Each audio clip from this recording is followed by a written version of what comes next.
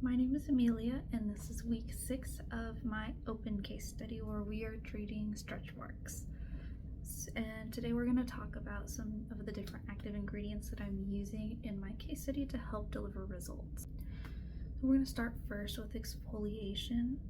We want to remove the dead skin cells from the top to help regenerate new ones underneath.